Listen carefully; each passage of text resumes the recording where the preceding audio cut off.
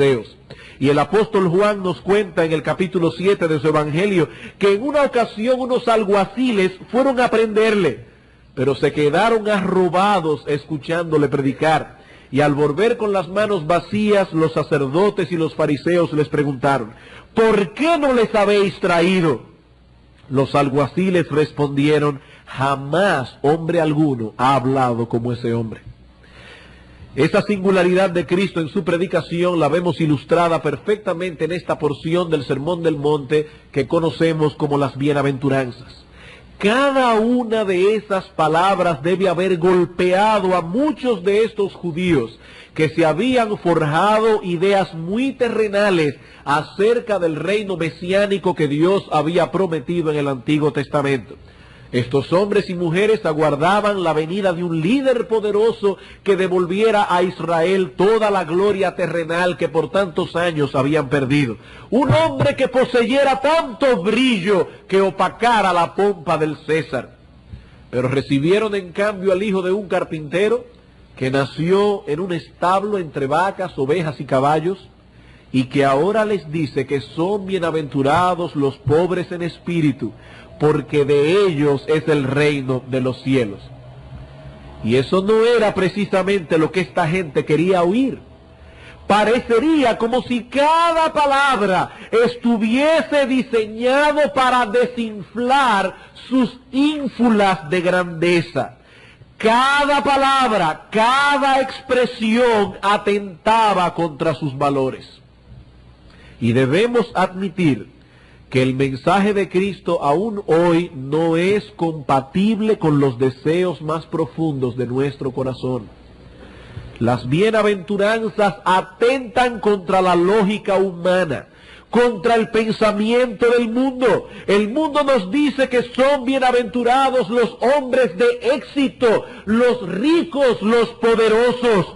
Pero el pensamiento de Cristo es diametralmente opuesto a esta idea. El Señor comienza su mensaje pronunciando una bienaventuranza por los nadie de este mundo, por aquellos que reconocen que delante de Dios no son nada, no poseen nada, y lo que es peor aún, no pueden por sí mismos salir de esa terrible condición en que se encuentran. De ellos, dice el Señor, es el reino de los cielos. Pero si esto resultó chocante, la segunda bienaventuranza es más extraña todavía. Bienaventurados los que lloran, porque ellos recibirán consolación. Esta no es la imagen que el mundo tiene de un hombre bienaventurado. El mundo desea imitar a aquel que da la impresión de que todo está bajo control, de que no existe ningún problema que ellos no puedan manejar. Estos hombres que el mundo imita están siempre bien vestidos, siempre sonrientes, siempre divirtiéndose, siempre satisfaciendo todos sus deseos. Esos son los hombres y mujeres bienaventurados. Parece que nada les preocupa, que son inmunes al dolor y a los problemas propios de esta existencia terrenal. Y el mundo dice: bienaventurados esos hombres, parece que el mal no los toca, viven en una burbuja de cristal, tienen dinero para comprarlo todo, incluyendo a las otras personas. Bienaventurados esos hombres. Parece que no tienen ninguna razón para llorar, por lo menos no en público. ¿Y saben algo, hermanos? Aún la iglesia se ha visto tentada a copiar ese patrón. Muchos predicadores populares tratan de dar esa imagen que el mundo posee como prototipo del hombre bienaventurado. Y en sus sermones encontramos un marcado interés en hacer que la gente se sienta feliz, en hacer que la gente pase un buen rato, un buen tiempo escuchándoles, como Robert Schuller, por ejemplo, el de la Catedral de Cristal en California. Él dice: ¿cómo yo voy a hablar acerca del pecado, del infierno, del diablo, a personas que se pasan la semana entera estresados en su trabajo y vienen a la iglesia buscando un poco de solaz, un poco de paz y de quietud? ¿Cómo les voy a hablar de cosas que le inquieten? Y la gente sale de las prédicas de estos predicadores comentando, me gusta tal predicador. ¿Es tan ocurrente en sus sermones? Ustedes pueden estar seguros de que eso no era lo que la gente decía de Cristo. El buen predicador debe ser interesante en su exposición, no que la gente se le duerme en las prédicas. Debe ser interesante su exposición, debe tener la capacidad de captar la atención de los que le escuchan, pero no haciendo uso de un lenguaje ligero. Este no es un lugar para hacer chistes, ni para entretener a nadie, sino para tratar con las almas de los hombres, almas inmortales que podrían estar escuchando hoy su último sermón, que podrían estar escuchando hoy la última exhortación de toda su vida, su última enseñanza, su última advertencia. No sabemos cuántos de los que están aquí hoy se presentarán en las próximas horas delante de Dios. Y eso no es un juego. Por eso decía alguien que no se puede ser payaso y profeta al mismo tiempo. O somos payasos o somos profetas, pero no las dos cosas a la vez. El predicador eficaz capta la atención de sus oyentes porque lo que dice toca sus necesidades espirituales más profundas. Él no está hablando en un vacío. Las personas salen convencidas de que ese hombre trató con su problema específico. Y en ocasiones se preguntará incluso, ¿habrá sido por mí que dijo eso? Se sentirá acusado por la predicación de la palabra de Dios. Y eso fue lo que hizo Cristo durante su ministerio. Él no vino a entretener a la gente, sino a tratar con sus almas. Y no hay dudas de que el Sermón del Monte estaba tocando las fibras más íntimas de sus necesidades espirituales. Estos hombres y mujeres oprimidos deseaban ser felices. Por encima de cualquier otra cosa deseaban la felicidad. Y ahora Cristo les dice, bienaventurados, felices con una felicidad plena los que lloran, porque ellos recibirán consolación. Lucas recogió esta segunda bienaventuranza de este modo. Bienaventurados los que ahora lloráis, porque reiréis. Y luego añade, ay de vosotros los que ahora reís, porque lamentaréis y lloraréis. Noten que no hay nada de malo en reír. Lucas dice, en su momento reiréis. Y en el Salmo 126 el salmista nos habla del gozo que experimentaron aquellos que volvieron de la cautividad, diciendo, entonces nuestras bocas se llenarán de risa. No hay nada malo en reír. Los que siembran con lágrimas segarán con gritos de júbilo. El que con lágrima anda llevando la semilla de la siembra, en verdad volverá con gritos de alegría, trayendo sus gavillas. Así que no hay nada pecaminoso en la risa per se. La risa tiene su lugar apropiado en el propósito de Dios, pero Cristo pronuncia un ay por la risa de este mundo, por aquellas cosas que hacen al mundo reír y que más bien deberían hacerlos llorar. Dice el autor de Romanos, el apóstol Pablo, que los hombres del mundo no solamente pecan, sino que se complacen con aquellos que pecan. Así que Cristo no está pronunciando un ay por la risa en sí misma, sino por el contexto mundano y pecaminoso en que esa risa fluye. Los que ríen como el mundo ríe, por las cosas que hacen al mundo reír, Cristo dice, tarde o temprano lamentarán y llorarán. Tarde o temprano lamentarán y llorarán.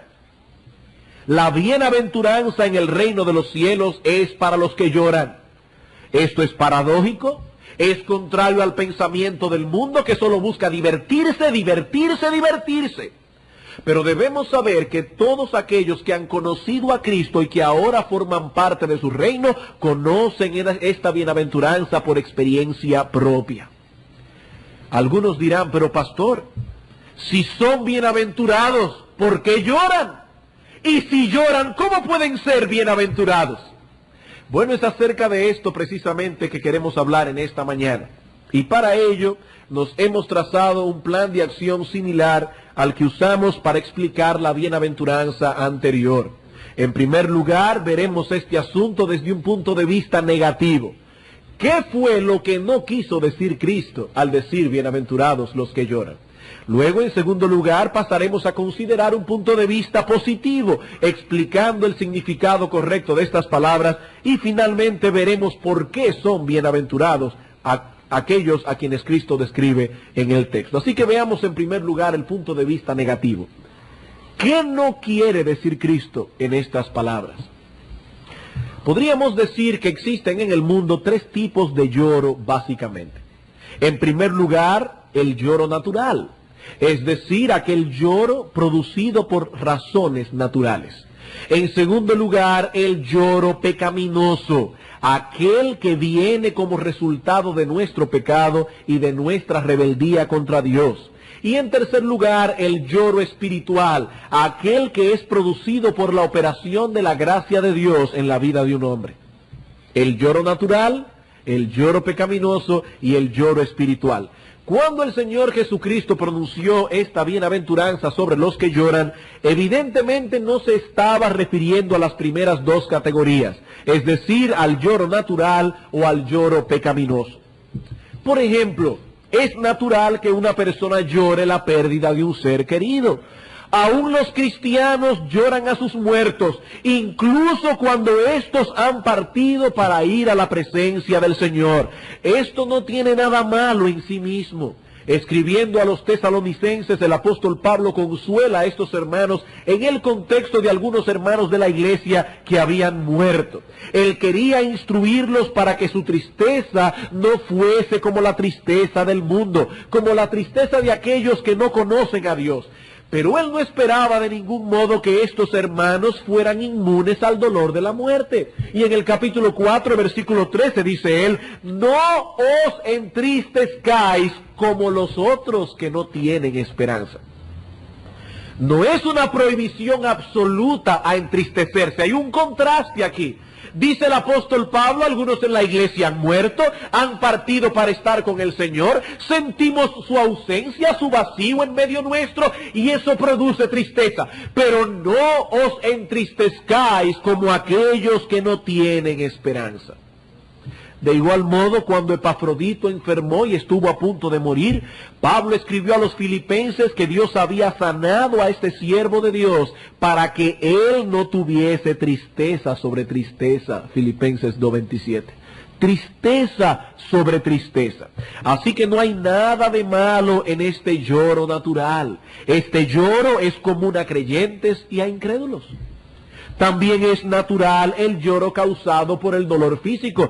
Si su hijo hace algo malo, usted se lo lleva a su habitación, le da una buena pela y lo más lógico es que llore. Ese lloro es natural, es un lloro producido por el dolor físico o aquel que es producido por una escena conmovedora. Vemos una película en televisión, tiene un final triste y terminamos llorando. Nuestras fibras más internas se conmueven. Y el resultado es llorar. Eso es natural. Ese lloro natural, insisto, no es pecaminoso en sí mismo, pero tampoco es bienaventurado. No es de ese lloro que Cristo está hablando aquí. De igual modo, hay un lloro que es pecaminoso, producido por nuestra propia corrupción, por nuestra rebeldía contra Dios. Y ese lloro no tiene nada que ver con la bienaventuranza que pronunció el Señor Jesucristo en el Sermón del Monte. Como el lamento de Acab, cuando vio que su ambición quedó frustrada de obtener la viña de Nabot. ¿Recuerdan esa escena en el Antiguo Testamento? Era un lloro por no haber podido satisfacer su codicia. Muchas personas lloran cuando no logran llevar a cabo sus deseos pecaminosos. Tienen un anhelo, su anhelo es pecaminoso y Dios tiene tanta misericordia de ellos que frustra sus deseos y entonces lloran. Caín también lloró cuando Dios pronunció juicio sobre él por haber dado muerte a su hermano. Y yo pregunto, ¿acaso lloraba Caín por haber pecado contra Dios? ¿O acaso lloraba por haber tenido envidia de su hermano hasta el punto de perpetrar un homicidio? Por supuesto que no. Caín no lamentaba su pecado, sino más bien las consecuencias que habían venido sobre él por causa de su pecado. Un hombre borracho atropella a otro y cuando se da cuenta de lo que ha hecho llora y lo lamenta. Un ladrón es metido en la cárcel y lo lamenta y lo llora. Es el fruto de su pecado. Muchas personas lamentan el fruto que ha cosechado su maldad, mientras suspiran al mismo tiempo por la maldad misma.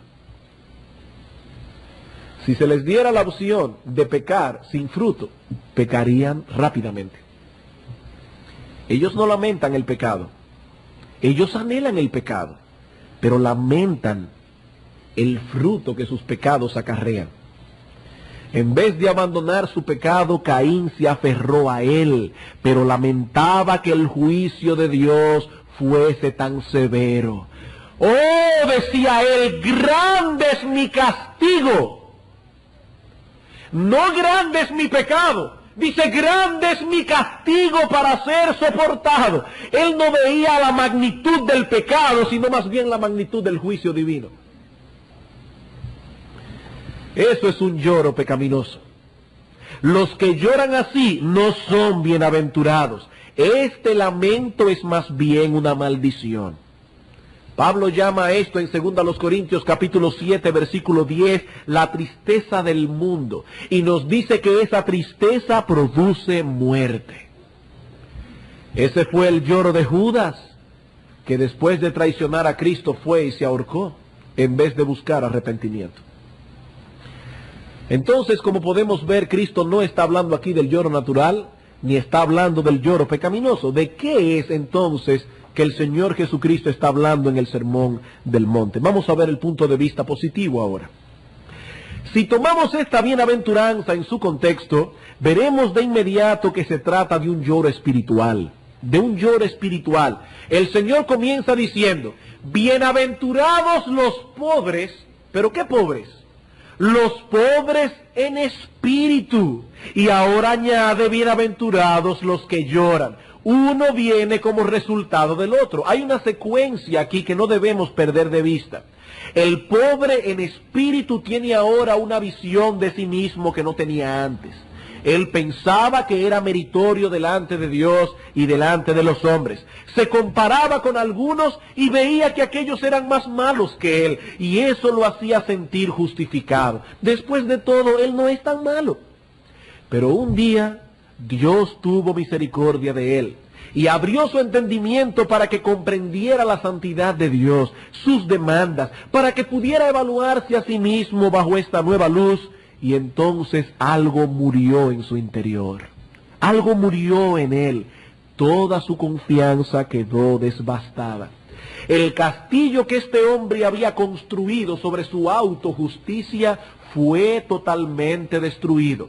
Y al igual que Isaías cuando pasó por esa misma experiencia, ahora este hombre dice, ¡ay de mí! ¡Ay de mí! Si ese es el carácter de Dios, estoy perdido, completamente perdido.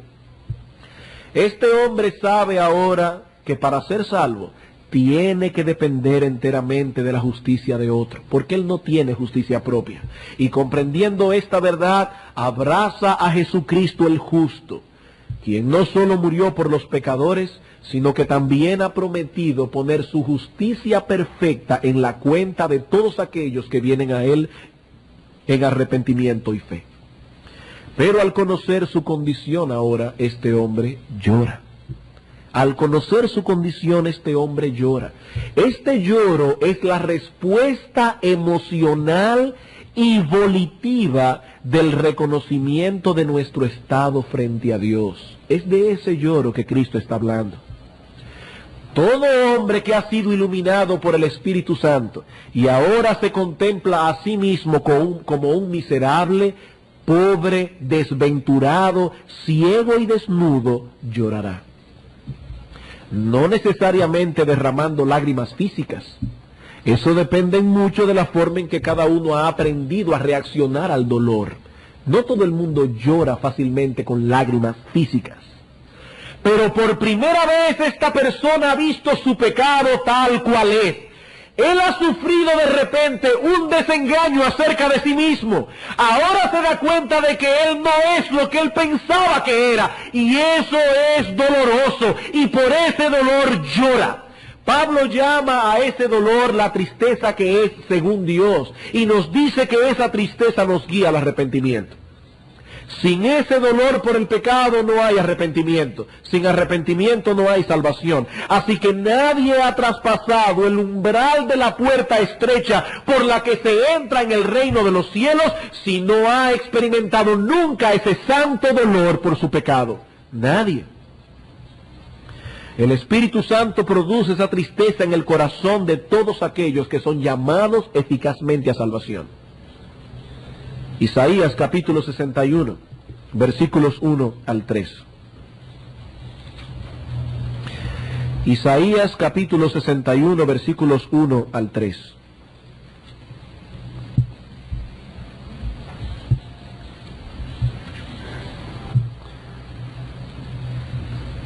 Debo recordar, hermanos, que este texto fue citado por Cristo en la sinagoga en Lucas capítulo 4 cuando comenzó su ministerio.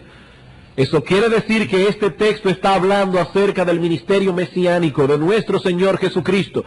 El Espíritu de Jehová, el Señor, está sobre mí. ¿Sobre quién? Sobre el Señor como el siervo de Jehová. El Espíritu del Señor está sobre mí porque me ungió Jehová. Me ha enviado a predicar buenas nuevas ¿a quiénes? A los abatidos. A esos vino Cristo a sanar. A vendar a los quebrantados de corazón. No la tristeza natural, sino esa tristeza interna de un corazón quebrantado por causa de su pecado. A vendar a los quebrantados de corazón, a publicar libertad a los cautivos y a los presos apertura de la cárcel. A proclamar el año de la buena voluntad de Jehová y el día de venganza del Dios nuestro. A consolar a todos los enlutados. A ordenar que a los afligidos de Sión se les dé gloria en lugar de ceniza, óleo en lugar de luto, manto de alegría en lugar del espíritu angustiado, y serán llamados árboles de justicia, plantío de Jehová para gloria suya. ¿A quiénes les dará Cristo ese óleo de alegría? ¿A quiénes se le quitará su manto de ceniza para darle un manto de gloria? A aquellos que han estado de luto primero. ¿De luto por qué? Porque lloran su condición frente a Dios. Ahora saben algo que antes no sabían. Se han desengañado acerca de sí mismos. Se han dado cuenta por primera vez en su vida que no son la gran pieza como creía que eran. ¿Y saben lo que dice el Señor aquí? Que estos hombres y mujeres son plantíos de Jehová. Árboles que Dios mismo ha plantado en el reino de su Hijo Jesucristo. Los árboles que el Padre mismo ha plantado en el reino de su Hijo tienen esas características. Entraron por la puerta del reino llorando. Y los que no tienen esa característica no han sido plantados por Dios el Padre. Y Cristo dijo claramente en Mateo capítulo 15 versículo 13 que toda planta que su Padre Celestial no plantó será desarraigada. ¿Cuáles son las plantas que Dios el Padre plantó? Las que lloran, dice el texto. Y Cristo dice, las plantas que no plantó mi Padre Celestial serán desarraigadas. ¿Por qué? Porque esos árboles no glorificarán a Cristo, porque poseen una visión distorsionada de su propia maldad, porque todavía ven el pecado con ligereza y probablemente están engañados y en tinieblas en cuanto a la naturaleza misma de la fe cristiana. Están engañados. Tal vez estas personas se han acercado a la iglesia y se han acercado al Evangelio porque ven en él una forma saludable de vida. Han ido detrás del estilo de vida de los cristianos, de su forma peculiar de comportarse. La iglesia es para esta gente como una especie de refugio que los puede guardar hasta cierto punto de la maldad que impera en el mundo. Pero ellos no han entendido aún que este es un asunto de vida o muerte. que tenemos una eternidad por delante y que necesitamos el Evangelio no como un estilo de vida, sino como una puerta para poder huir de la ciudad de la destrucción. Ellos no han entendido eso. Esa es la visión que tenía Pablo acerca del Evangelio. Romanos capítulo 1. Romanos capítulo 1. El apóstol Pablo no veía en el Evangelio simplemente un estilo de vida. El apóstol Pablo no veía en el Evangelio una moral más alta que los demás. El apóstol Pablo no veía en el Evangelio una especie de alcohólicos anónimos o de hogar crea. Eso no era la iglesia para el apóstol Pablo. En Romanos capítulo 1, versículo 16 al 18 dice, porque no me avergüenzo del Evangelio. ¿Por qué? Porque el Evangelio es poder de Dios para salvación a todo aquel que cree, al judío primeramente y también al griego, porque en el Evangelio la justicia de Dios se revela por fe y para fe, como está escrito, mas el justo por la fe vivirá. ¿Y por qué necesitamos, Pablo, ser salvados? Porque la ira de Dios se revela desde el cielo contra toda impiedad e injusticia de los hombres. He ahí la naturaleza de nuestro problema. La ira de Dios está sobre nosotros por causa de nuestro pecado. Y cuando un hombre entiende esto por primera vez, su respuesta emocional y volitiva es llorar. Llorar. Llorar su condición frente a Dios. El principal ídolo de los hombres son ellos mismos. Pero estos hombres de quienes Cristo habla en Mateo 5:4 han visto su ídolo caer delante de ellos. Su ídolo ha sido destruido delante de sus ojos. Antes eran como el fariseo que daba gracias a Dios porque él no era como los otros hombres. Ahora son como el publicano, que ni se atreve a alzar sus ojos al cielo, sino que profundamente humillado dice, Dios, sé propicio a mí, pecador. Y yo te pregunto, hermano, amigo que estás aquí en esta mañana, ¿conoces tú esa clase de tristeza? ¿Has experimentado tú alguna vez ese tipo de dolor? Cristo dice que estas personas son bienaventuradas. Estas personas están evidenciando que son pobres en espíritu, y como son pobres en espíritu serán admitidos en el reino de los cielos. Los otros descenderán a la condenación eterna confiados en su propia justicia. Pero hay algo más en nuestro texto que no debemos pasar por alto. Cristo no dice aquí, bienaventurados los que han llorado. ¿Verdad que no? Que eso no es lo que el texto dice. Cristo dice, bienaventurados los que lloran. No los que lloraron el día de su conversión, sino los que lloran en un presente continuo. Esta es una característica que acompañará a los ciudadanos del reino hasta que lleguemos a la Canaán celestial. Y la pregunta ahora es, ¿y por qué causa lloran ahora los cristianos? Yo entiendo que el día que yo comprendí mi corrupción y vi mi maldad, lloré. Pero ¿por qué se supone que debe seguir llorando el cristiano?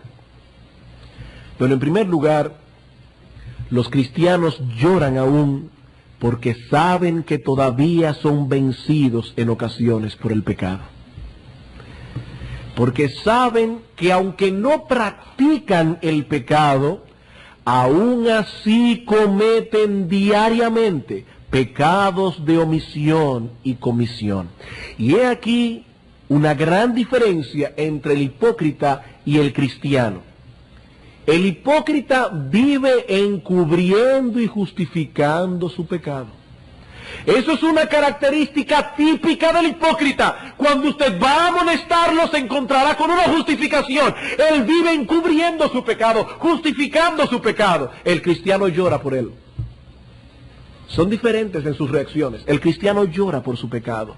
Llora cuando percibe que en su cuerpo no glorificado hay tanta maldad, tanta corrupción. Cuando percibe en ocasiones cómo la incredulidad trata de arroparle otra vez, o el orgullo, o la ambición por las cosas de este mundo. Y cuando le es dado conocer más profundamente lo que no conocía, más de lo que conocía antes de su maldad, se siente compelido a gritar con el apóstol Pablo, miserable de mí, ¿quién me librará de este cuerpo de muerte?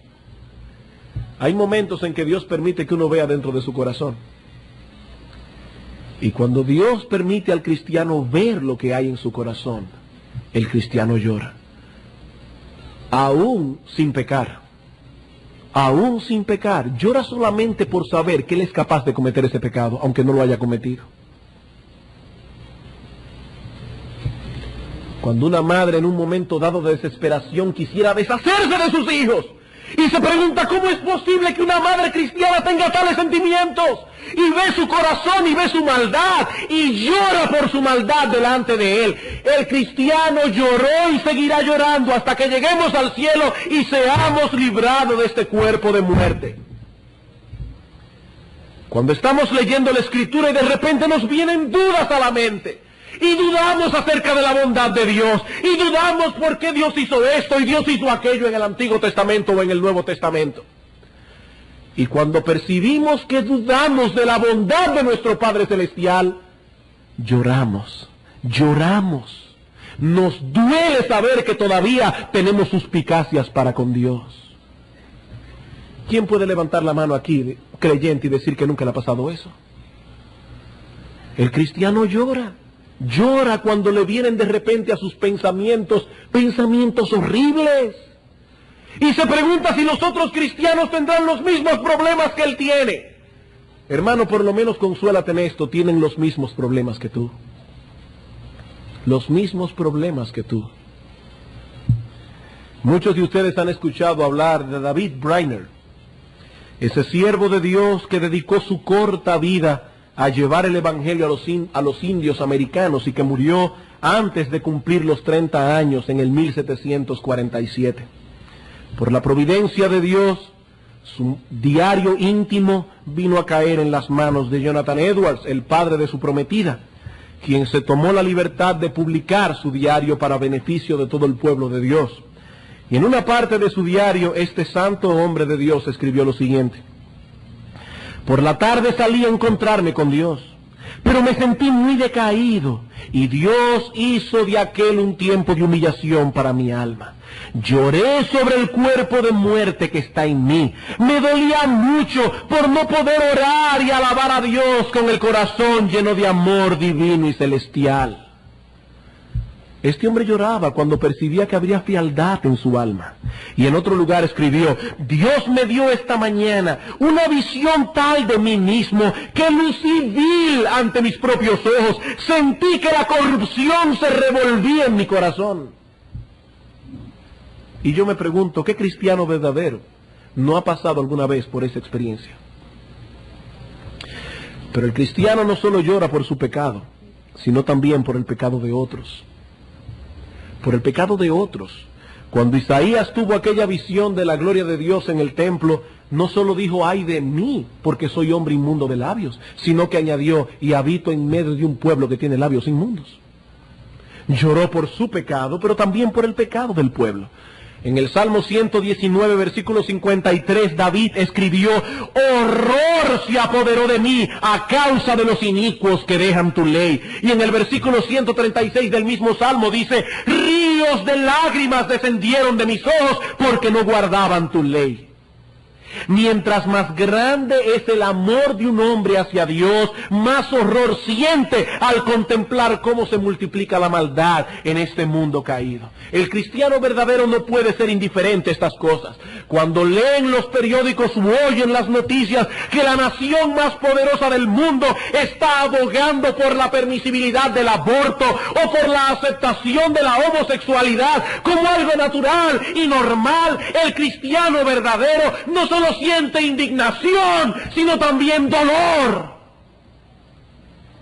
Dolor no solamente porque la gloria de Dios está siendo pisoteada, sino también porque están conduciendo a esos hombres y mujeres esclavizados al pecado, a las llamas del infierno.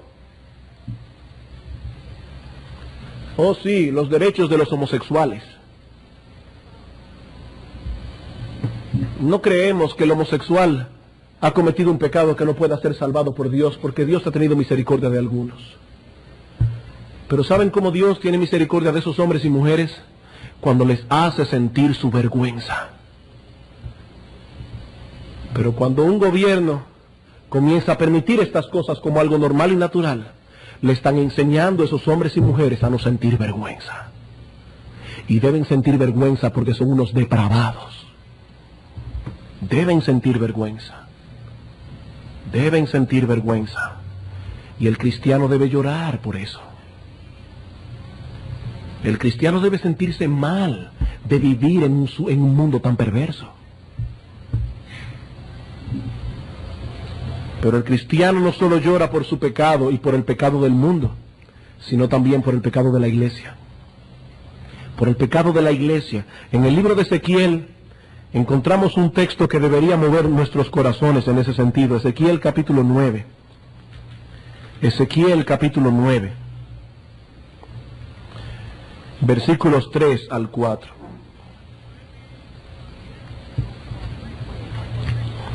Y la gloria del Dios de Israel se elevó de encima del querubín sobre el cual había estado al umbral de la casa. Y llamó Jehová al varón vestido de lino que tenía a su cintura el tintero de escribano, y le dijo Jehová: pasa por en medio de la ciudad. ¿De qué ciudad? Por en medio de Jerusalén, y ponles una señal en la frente a los hombres que gimen y que claman a causa de todas las abominaciones que se hacen en medio de ella. No olviden, hermanos y amigos, que Jerusalén era la ciudad amada de Dios. Allí habitaban aquellos que habían entrado en pacto con Dios, pero se habían desviado terriblemente en su obediencia y se habían hecho abominables a los ojos de Dios. Pero en medio de tales abominaciones el remanente fiel gemía y lloraba. Su celo por Jehová de los ejércitos no les permitía permanecer indiferentes mientras el pueblo de Dios actuaba de esa forma.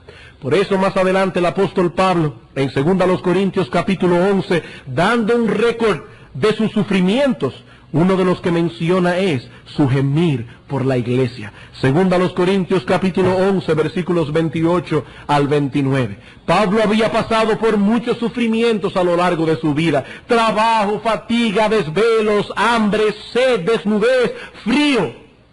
Y ahora dice en el versículo 28, y además de otras cosas, lo que sobre mí se agolpa cada día, la preocupación por todas. No por mí, sino por todas las iglesias. ¿Quién enferma y yo no enfermo? Dice Pablo. ¿A quién se le hace tropezar y yo no me indigno? Me causa indignación, dice el apóstol, que algunos cristianos se comporten de cierta manera. He ahí el sentir de un hombre fiel cuando ve a la iglesia de Cristo enfriarse en su amor a Cristo. Cuando ve que algunas cosas en la iglesia, no en nuestra iglesia particular, en la iglesia de Cristo en sentido general, se hacen con ligereza. Cuando ven que el arminianismo está carcomiendo el fundamento de muchos cristianos. Cuando nota que mucha de la música cristiana de hoy no es más que un entretenimiento abominable delante de Dios. Cuando ve que en los púlpitos no se denuncia el pecado. Cuando no se frena el avance de la mundanalidad en la iglesia de Cristo. Y todo hombre fiel que ama a Dios debe dolerse por eso. Debe dolerse por eso. Debemos sentir dolor por esas cosas, gemir en oración, pidiendo que Dios nos permita ver tiempos mejores. Aquellos tiempos cuando los predicadores no eran payasos que se paraban en un púlpito a hacer 50 chistes y 4 historias tristes. Cuando eran hombres de Dios que tenían el poder del Espíritu Santo predicando su palabra. Y debemos orar, hermanos, que Dios nos conceda el privilegio de ver tiempos mejores, cuando los cristianos estaban dispuestos a dar sus vidas en sacrificio por la causa de Cristo. Cuando los padres educaban a sus hijos en el temor de Dios. Cuando los hombres amaban a sus mujeres como Cristo amó a la iglesia. Cuando sus mujeres resplandecían en la sociedad porque tenían un espíritu afable y apacible que era delante de Dios precioso. Debemos pedir a Dios, hermanos, que nos permita volver a ver esos tiempos. Como hemos podido ver, los cristianos tienen razones para seguir llorando. Razones para llorar. No obstante, no podemos perder de vista que nuestro texto contiene una nota consoladora. Y eso nos lleva a nuestro último punto, que veremos más brevemente que los anteriores. La promesa del texto. La promesa del texto. Cristo dijo que aquellos que lloran del modo que hemos descrito son bienaventurados. Son bienaventurados. Pero no por el hecho de llorar. No somos masoquistas que disfrutamos con el sufrimiento.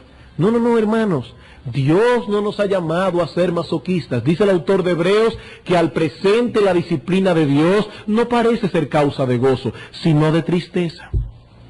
Pero aún así Cristo dice, son bienaventurados por la bendición prometida. ¿Y cuál es la bendición prometida? Bienaventurados los que lloran, porque, hay ahí la razón, porque ellos recibirán consolación. Ellos y solo ellos serán consolados. Y no existe una bienaventuranza más grande que ser consolados por Dios. No existe un consuelo más grande que ser consolados por Dios. ¿Y en qué consiste ese consuelo? Bueno, en primer lugar, en el hecho de saber que nuestros pecados han sido perdonados. En el hecho de saber que nuestros pecados han sido perdonados. Recuerden que este lloro antecede a la verdadera conversión. Y cuando un hombre ha sido convicto de pecado, nada es más consolador que recibir en su corazón la seguridad de que Dios le ha perdonado, de que Dios mismo ha removido su culpa. Y Cristo habla al corazón de esta persona, no con palabras audibles, pero Cristo habla al corazón de esta persona y le dice, tus pecados han sido perdonados. Es el consuelo de saber que a pesar de lo que somos, hemos sido aceptados en el amado. Dios ha prometido que no despreciará al corazón contrito y humillado. Y Cristo dijo en una ocasión, venid a mí los que estáis trabajados y cargados. Si Dios ha puesto un peso en tu corazón por causa de tu pecado, dice Cristo, venid a mí, los que estáis trabajados y cargados. Yo os haré descansar. Venid a mí y hallaréis descanso para vuestras almas. Serán consolados. Serán consolados. En segundo lugar, hay en el texto también una promesa de consuelo constante. No dice aquí simplemente bienaventurados los que lloraron porque fueron consolados. Dice bienaventurados los que siguen llorando porque seguirán siendo consolados. Los que lloran son bienaventurados porque serán consolados cuando lloren. Serán consolados. Cuando lloren por causa de su maldad, recibirán la consolación de saber que en Cristo no solo hay perdón para nuestros pecados actuales, sino que también está la gracia necesaria para vencer las tentaciones. Y cuando el cristiano ve su maldad, ve su corrupción y llora por ella delante de Dios, el Espíritu Santo trae a su corazón aquel texto de 1 de Juan 1:9.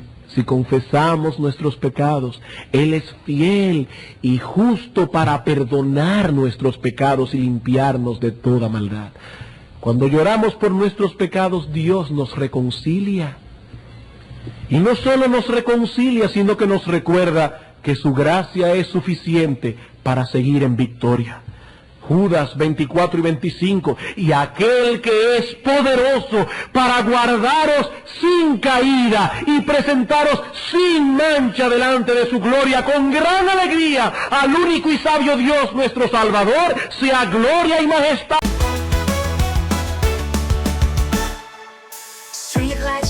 Like Michigan's tide, neon dreams paint the city side by side. Got my boombox thumping, hairspray in the air. Tonight's the night, baby, anything can happen, I swear. He's got eyes like fire, a smile like a summer day.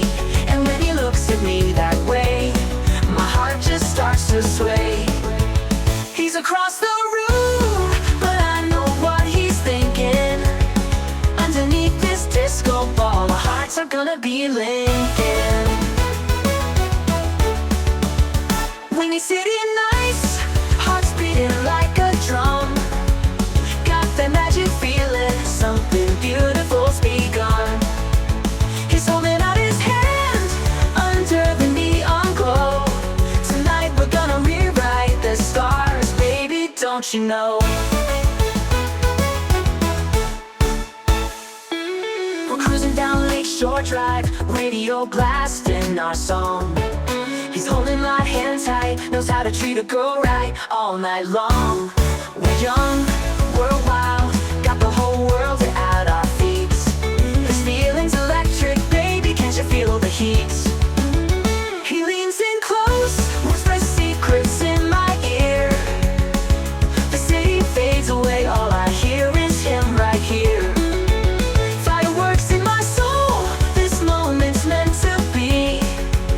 Underneath the Chicago moon, he's everything to me. He's got eyes like fire, a smile like a summer day. And when he looks at me that way, my heart just starts to sway. He's across the room, but I know what he's thinking. Underneath this disco ball, our hearts are gonna be Lincoln. Windy City nights, hearts beating like a drum. Got that magic feeling, something beautiful's begun. He's holding out his hand under the neon glow. Tonight we're gonna rewrite the stars, baby, don't you know?